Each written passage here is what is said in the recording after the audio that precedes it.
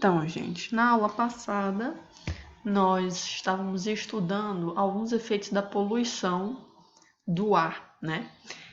Estudamos o efeito estufa, que é aquele efeito natural, essencial para o desenvolvimento de vida do nosso planeta, e o problema gerado pelo seu agravamento, né? Pelo agravamento ou acentuação do efeito estufa, que é o aquecimento global.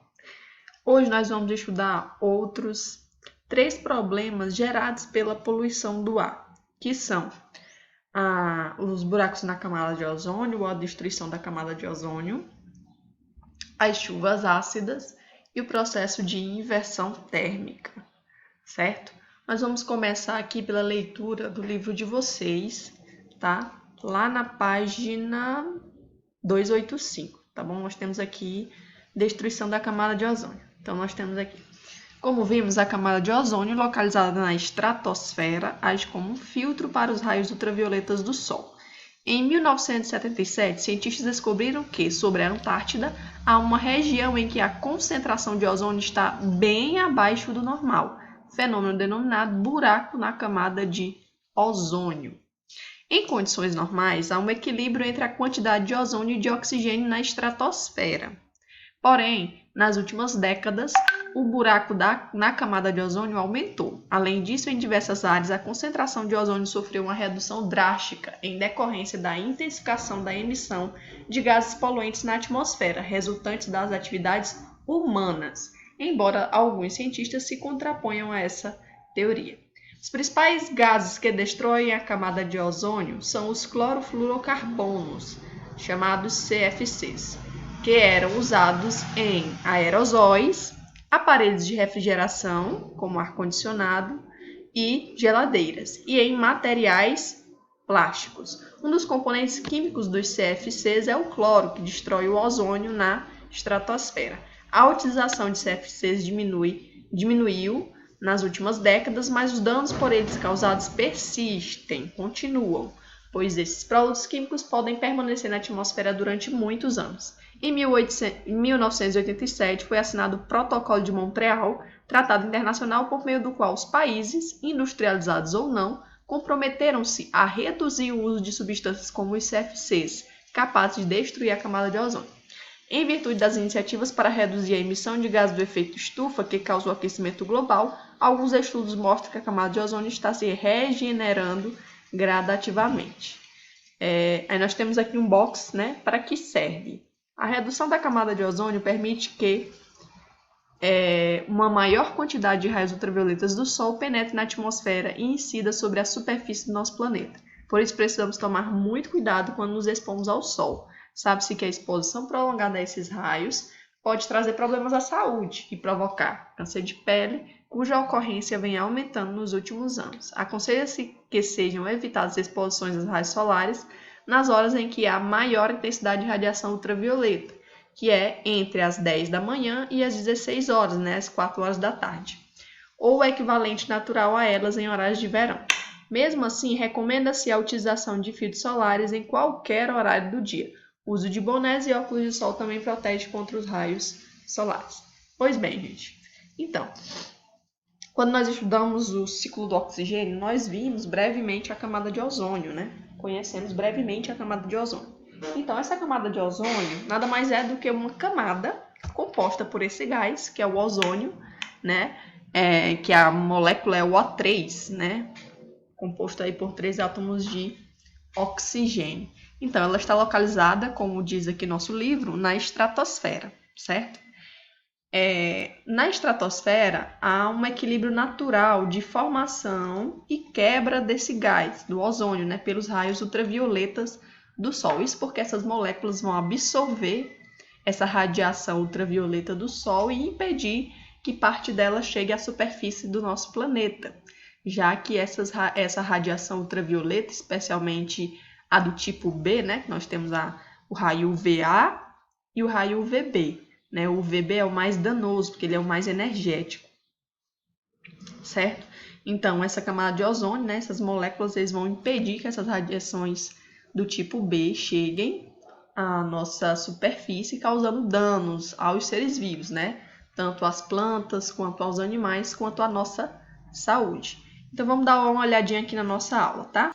Então nós temos aqui o que é a camada de ozônio. A camada de ozônio, portanto, é uma cobertura, né, um escudo protetor composto por esse gás que é o ozônio, presente lá na nossa estratosfera. Protege nosso planeta contra a radiação ultravioleta do Sol, né? Principalmente, especificamente, a radiação ultravioleta do tipo B. Ela é tão eficiente que ela consegue filtrar cerca de 95% dessa radiação, que é extremamente prejudicial a todos os seres vivos. Então, isso que é a nossa camada de ozônio. Então, qual é a importância da camada de ozônio, né? Ela é essencial para o nosso planeta. Como eu disse para vocês, ela forma um escudo protetor contra a radiação ultravioleta do tipo B, filtrando cerca de 95% dessa radiação. Ao evitar que essa radiação, que é extremamente energética, né, chegue à superfície do nosso planeta, ela também, né, a camada de ozônio também evita, portanto, o aquecimento ainda maior do nosso planeta, né, o superaquecimento do nosso planeta. Então, evita a contribuição que esses raios ultravioletas teriam para o processo de aquecimento global, certo? Sem a camada de ozônio, a vida do nosso planeta seria impossível, certo? Extremamente danoso esses raios para os seres vivos. Detalhe, lá na estratosfera o ozônio é ótimo, maravilhoso, faz parte da camada de ozônio, escudo protetor do nosso planeta. Já aqui na troposfera, né, que é a primeira camada da atmosfera, que está mais próxima da superfície do nosso planeta, o ozônio é extremamente danoso, ele é um poluente, certo? Então, ele pode contribuir para processos danosos, como é o caso das chuvas ácidas ou de um fenômeno também poluente, que é o chamado smog, que a gente não vai estudar aqui no 7º ano, tá? Então, na estratosfera ele é muito bom, na troposfera ele faz muito mal, é considerado um poluente, tá? Então eu coloquei aqui do lado um box mostrando para vocês quais são esses efeitos nocivos dos raios ultravioletas do tipo B para os seres vivos. Então, nas plantas ele impede a sua capacidade de fazer fotossíntese, então a planta não consegue crescer normalmente.